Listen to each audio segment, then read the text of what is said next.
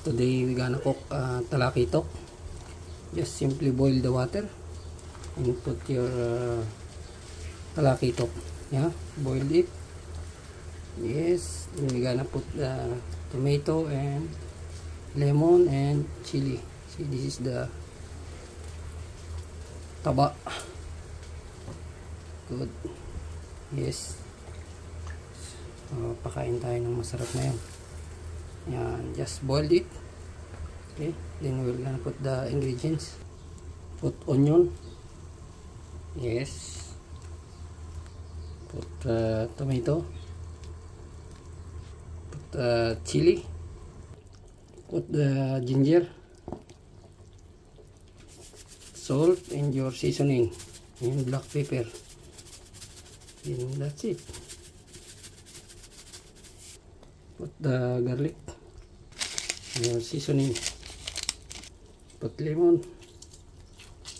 Pampasarap yan. To make it delicious. Put lemon.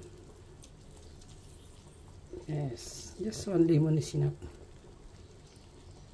Bigyan ng patis.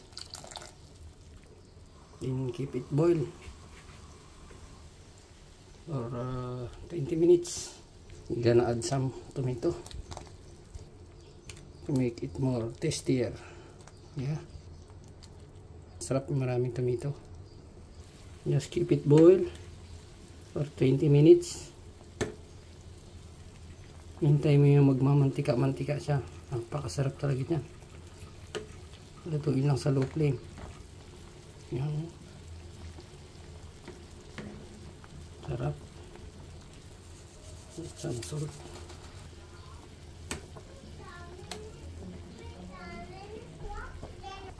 Put black pepper. Pampasarap yan. Ito na. Luto na. Lumalabas na mantika-mantika. Lagyan ng okra. Pampasarap. Lagyan ng kangkong.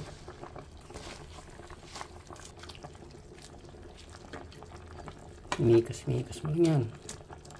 Maya-maya, luto na. Kain na. Ayan na. Ito na guys. Kain na tayo.